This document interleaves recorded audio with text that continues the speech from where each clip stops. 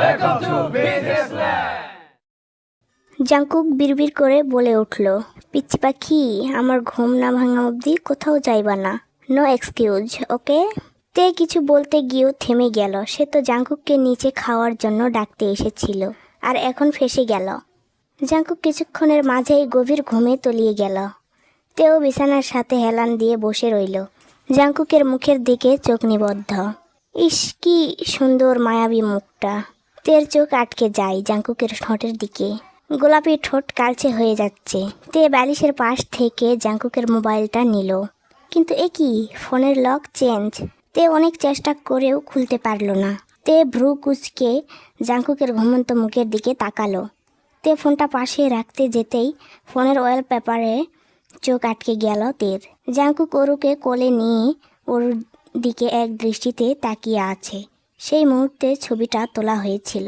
ছবিটাতে দুজনকেই অসম্ভব সুন্দর লাগছে। তে তাকিয়ে হাসলো একটু, তারপর ফোনটা বালিশের পাশে রেখে জাঙ্কুকের চুলে হাত বোলাতে বোলাতে সেও ঘুমিয়ে পড়ল। লিসা অরুকে নিয়ে সোফায় বসে আছে। এ বাড়ির মাঝে লিসার সবার আগে খিদে লাগে, আর সে সবার আগে খেয়ে নেয়। মিসেস জিন সুগা, ইয়নজুন আর জেহবকে খাবার বেড়ে দিচ্ছে। সুমনা খাবার এগিয়ে এনে দিচ্ছে, আর রোজ টিভি দেখছে। সে সবার সাথে পরে খাবে। সবাই জাঙ্কুকের জন্য অপেক্ষা করে তেকে ডাকতে পাঠিয়েছিল, কিন্তু তের না আসা দেখে মিসেস জিন কিছু বুঝলো। তারপর সবাইকে খেতে দিল। খেতে খেতে মিসেস জিন জেহবের বাড়ির সবাই কেমন আছে জিজ্ঞাসা করলো। জেহব হাসি মুখে উত্তর দিল, আম্মু বাদে সবাই ভালো আছে আন্টি। মিসেস জিনের হাসি মুখ কালো হয়ে গেল। কালো মুখে জিজ্ঞেস করলো, এখনো ভুলে উঠতে পারে নাই? জেহব স্বভাব সুলভ হেসে বলল, না আন্টি, ডাক্তার বলেছে যাকে নিয়ে চিন্তা করে এই অবস্থা তাকে যদি এনে দিতে পারি তাহলে সুস্থ হয়ে যাবে, নয়তো হবে না। কিন্তু আন্টি, আপনি তো জানেন তা কোনোদিনও সম্ভব না। মিসেস জিন একটা দীর্ঘ নিঃশ্বাস ফেলে বলল, যারা কেমন আছে? আন্টি, বোন তো কিছুদিন পর বিয়ে দেওয়ার চিন্তা ভাবনা। আমাদের দুই ভাই বোনের জন্য আব্বু টেনশনে। সুগার নির্বিকার ভাবে খাচ্ছে, তার মন কোথায় সে জানে না। তবে এটা জানে এখানের কোনো কথা তার কানে যাচ্ছে না। আয়ু সকাল থেকেই কাজ করে যাচ্ছে। কাই আর তার বন্ধুরা একের পর এক অর্ডার করে যাচ্ছে। লুসি, কায়ের মা বাবা পাশের গ্রামে গিয়েছে কি একটা দরকারে। আয়ু আগের চেয়ে শুকিয়ে গেছে। কাই আয়ুকে সহ্য করতে পারে না, কথায় কথায় গায়ে হাত তোলে। আয়ু চুপচাপ সহ্য করে নেয়, কারণ সে জানে তার করা ভুলের শাস্তি সে পাচ্ছে। আকাশকে ঠকানোর শাস্তি তাকে ভোগ করা লাগবে। কাই পান থেকে চুন খসলেই আয়ুকে মারে। আয়ু ভয়ে কাউকে কিছু বলে না। সে জানে লুসি বেগম শুনতে কষ্ট পাবে। কাই কখনো মুখে মারে না, তাই কারোর কাছে ধরা খাওয়ার চান্স নেই। এসব ভাবতে ভাবতে বেসিনে থালা বাসন ধুচ্ছিল আয়ু। ঠিক সেই সময়ে কাই পিছন থেকে এসেই আয়ুর চুলের মুঠি ধরে বলে ওঠে, কিরে মাগি, তোরে কখন থেকে ডাকছি, বললাম না খেতে দে ওদেরকে। আয়ু ব্যথায় কুকিয়ে উঠে ব্যথাতুর কণ্ঠে বলে ওঠে, দিচ্ছি, বসুন। দিচ্ছি কি, দে, বলেই কাই চলে যায়। আয়ুর চোখ বেয়ে পানি গড়িয়ে পড়ে। আকাশ তাকে কখনো ধমক দেয়নি, আর এখানে রীতিমতো মার খাওয়া লাগছে। তালুকদার বাড়িতেও তাকে কোনো কাজ করে খাওয়া লাগে নাই। জাঙ্কুক আর সুগা তাকে যখন যা দরকার এনে দিয়েছে। আয়ুর চিন্তার মাঝেই কাই জ্বরে ডেকে উঠল। আয়ু তাড়াহুড়া করে খাবার বেড়ে নিয়ে গেল ডাইনিং টেবিলে। সবাই খাচ্ছে। খেতে খেতে কাইদের এক ফ্রেন্ড বলে ওঠে, ভাবি, রান্না কিন্তু সেই হয়েছে। কাই খেয়ে যাচ্ছে, রাগি রাগি একটা ভাব চোখে। সবাই খেয়ে উঠে গেল। কাই এখনো টেবিলে বসে আছে। আয়ু ভয়াতুর কণ্ঠে জিজ্ঞাসা করলো, আর কিছু নেবেন? আয়ুর কথা বলা শেষ হতে না হতেই কাই খাবারের প্লেট আয়ুর মুখে ঠেসে ধরে। আয়ুর চোখে মুখে ঝাল লেগে ছটফটাইতে থাকে। কাই রাগী কণ্ঠে বলে ওঠে, তুই জানিস না আমি ঝাল খাই না, তুই ঝাল দিলি কেন মাংসে? নে মাগি, খা একা। কায়ের এত চেঁচামেচি শুনে সবাই তাড়াতাড়ি হাত ধুয়ে ডাইনিং টেবিলে এসে দেখলো আয়ুর সারা মুখে ভাত। আয়ু ওড়না দিয়ে মোছার চেষ্টা করছে। কায়ের বন্ধু কিছু বলতে যেতেই কাই থামিয়ে দিয়ে ওদের নিয়ে বাড়ি থেকে বেরিয়ে গেল। কাই চলে যেতেই আয়ু ডুকরে কেঁদে উঠল। তাড়াতাড়ি জগের পানিগুলো মুখে ঢেলে দিল। চোখ দিয়ে গড়িয়ে পড়ছে নোনা জল।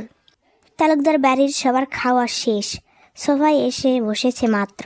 যেহব সুযোগ পেলেই লিসাকে একটু করে রাগিয়ে দিচ্ছে। লিসা যদিও আশায় ছিল সুগা ভাই কিছু হলেও বলবে জেহবকে, কিন্তু না, লিসাকে হতাশ করে দিয়ে সুগা পকেট থেকে মোবাইল বের করে গেম খেলা শুরু করে দেয়। তের চোখ লেগে এসেছিল। জাঙ্কুক নড়াচড়ার জন্যে তের ঘুমের 12টা বেজে গেছে। এখন আবার চোখটা লেগে এসেছে। সে মুহূর্তে বিকট আওয়াজে জাঙ্কুকের ফোন বেজে উঠল। তে জাঙ্কুকের ফোনটা হাতে তুলে নিতেই চোখ পড়ল জিমি বলে সেভ করা নাম্বার, তাও আবার একটা মেয়ের ছবি ভাসছে স্ক্রিনে। তে চোখ ছোট ছোট করে বলে উঠল, এই জিমিটা আবার কে? তের কথা শেষ হতে না হতেই জাঙ্কুক তের হাত থেকে মোবাইল ছিনিয়ে নিয়ে উঠে বারান্দায় চলে গিয়ে বারান্দার দরজা লক করে দিল। ঘটনা এত তাড়াতাড়ি ঘটল যে তে হকচকিয়ে গেল। তের মন কেমন খুঁতখুত করা শুরু হলো। তে বিছানা থেকে উঠে দাঁড়াতেই জাঙ্কুক বারান্দার দরজা খুলে আবার রুমের ভিতরে চলে এলো। কিন্তু জাঙ্কুকের মুখ শুকনো, কপালে ঘাম চিকচিক করছে। তে গিয়ে পর্দা সরিয়ে রুমের জানালা খুলে দিল। সাথে সাথে উজ্জ্বল আলোয় পুরো রুম আলোকিত হয়ে গেল। তে এবার দরজার পাশে দাঁড়িয়ে থাকা জাঙ্কুকের দিকে তাকালো। জাঙ্কুকও তের দিকে চেয়ে আছে, ফলে চোখাচোখি হয়ে যায়। তে চোখ নামিয়ে নিতেই জাঙ্কুক তের দিকে এগিয়ে আসে। তের 2 বাহুতে হাত দিতেই তে চমকে উঠল। চোখ তুলে জাঙ্কুকের দিকে তাকিয়ে দেখলো মুখ শুকনো, ঘামছে রীতিমতো। জাঙ্কুক কিছু বলতে যাবে, ঠিক তখনই তে বলে ওঠে, আচ্ছা, জিমি নামে সেভ করা মেয়েটা কে? আর আপনি এমনভাবে ফোনটা কেড়ে নিলেন কেন? আর বারান্দায় গিয়ে দরজা লক করলেন কেন? জাঙ্কুক যে ভয়টা পাচ্ছিল সেটাই হলো। জাঙ্কুক তেকে ছেড়ে দিয়ে তেকে বিছানার পাশে নিয়ে এসে বিছানায় বসিয়ে বলে উঠল, আস্তে আস্তে প্রশ্ন করো, একসাথে এত কিছু আমি কিভাবে বলবো? তে জাঙ্কুকের দিকে সন্দিহান দৃষ্টিতে তাকিয়ে বলে উঠল, আপনি আমার সরলতার সুযোগ নিচ্ছেন না তো? মানে আপনি কিছু লুকাচ্ছেন না তো আমার থেকে? জাঙ্কুক শুকনো ঢোক গিলে বলে উঠল, তুমি আমাকে বিশ্বাস করো না পিচ্চি পাখি? তে জাঙ্কুকের দিকে তাকিয়ে থেকে বেশ কিছুক্ষণ পর উত্তর দিল, আমি কি করব? বলেছি আমি আপনাকে অবিশ্বাস করি? তার আগে বলুন জিমি কে? জাঙ্কুক কথা ঘুরাতে বলে উঠল, আগের দিন তুমি আমাকে প্রমিস করেছো ভুল বুঝবে না। তে কিছু বলতে যাবে তার আগেই আবারও জাঙ্কুকের ফোন বেজে উঠল। জাঙ্কুক কল ধরার আগেই তে ফোনটা নিয়ে দেখল সেই জিমি। তে কল রিসিভ করে কানে ধরতে ওপাশ থেকে মেয়েটা বলে উঠল, আমি চলে এসেছি বাড়ির সামনেই, তুমি সব রেডি করে রাখো জাঙ্কুক, নয়তো সব শেষ করে দেব। তে কিছু বলার আগেই কল কেটে গেল। ফোন লাউড স্পিকারে থাকায় জাঙ্কুক ও জিমিনের কথাগুলো শুনতে পেল। তে ফোনটা কান থেকে নামিয়ে জাঙ্কুকের দিকে তাকালো। জাঙ্কুক শান্ত কণ্ঠে বলে উঠল, যত যাই হয়ে যাক পিচ্চি পাখি, আমারে ভুল বুঝবা না। আমি সব সময় করে তোমাকে বুঝিয়ে বলবো, একটু সময় দাও। কলিং বেল বেজে ওঠায় মিসেস জিন বারবার বলতে থাকে, কেউ দরজাটা খোলো, আমার হাতে কাজ।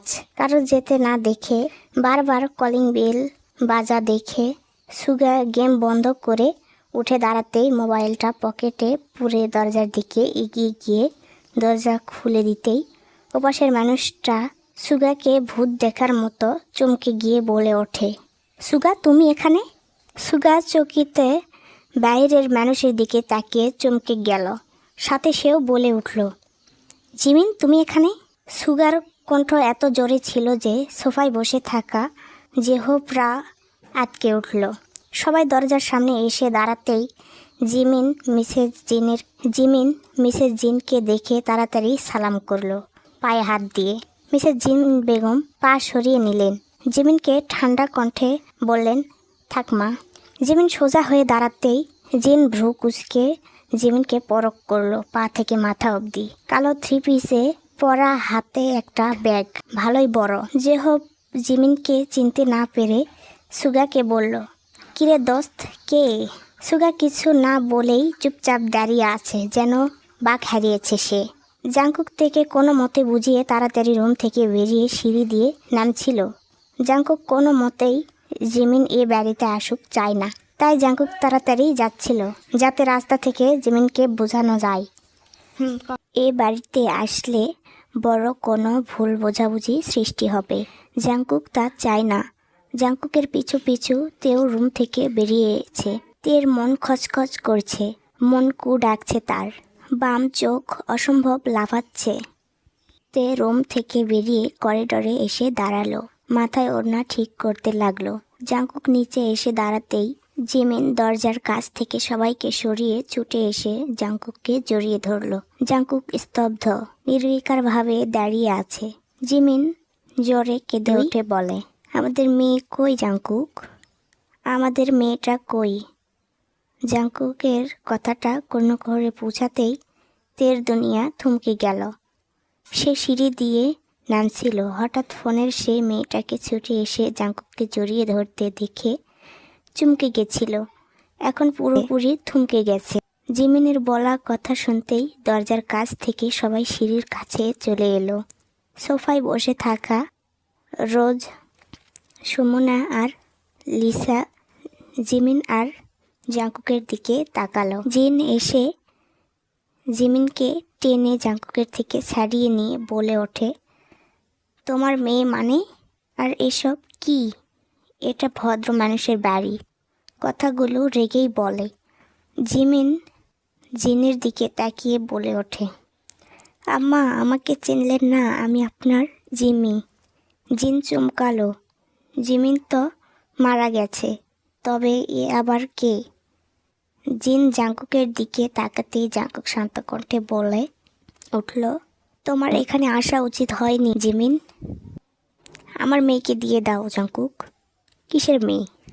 কিসের মেয়ে মানে কি? পুরো 9টা মাস আমার গর্ভে বেড়ে ওঠা বাচ্চা আমার মেয়ে। হঠাৎ চোখ গেল সোফায় বসে থাকা লিসার দিকে, কোলে ছোট্ট ওরু। লিসা সেদিকে একবার তাকিয়ে জাংকুককে বলে উঠল, ওইটা আমাদের মেয়ে জাংকুক, বল না। জাংকুক কিছু বলতে যাবে তার আগেই জিমিন লিসার দিকে এগিয়ে গেল। জাংকুক স্তব্ধ, জেহুপের মাথায় কিচ্ছু আসছে না। রোজ অল্প স্বল্প চিনতে পারছে কণ্ঠ শুনে, তবে মনে করতে পারছে না। জিমিন লিসার সামনে এসে দাঁড়িয়ে ওরুর দিকে হাত বাড়িয়ে ওরুকে নিতে যাবে, ঠিক সেই মুহূর্তে খপ করে জিমিনের হাত ধরে সরিয়ে দিল।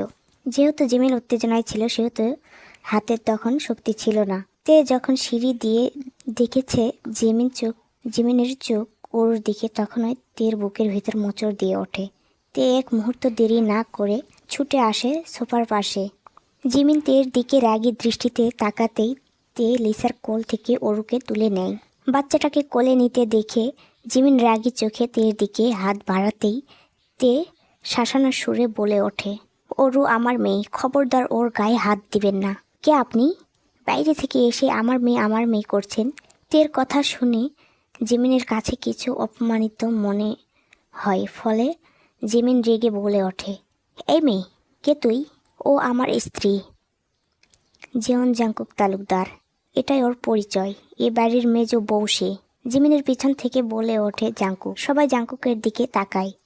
জাংকুক তের দিকে এগিয়ে এসে তের হাত ধরতে চাইলে তে সরে যায়। জাংকুক অবাক হয় না, সে বুঝে গেছে তার পিচ্চি পাখি ভুল বুঝছে। কিন্তু জাংকুক চাইল ভুল বুঝুক, তাই জাংকুক আর কিছু না বলে তের থেকে ওরুকে নিয়ে নেয়, যদিও তে দিতে চাচ্ছিল না। আজকের পর্ব এ পর্যন্তই, দেখা হচ্ছে পরের পর্বে। Bye bye.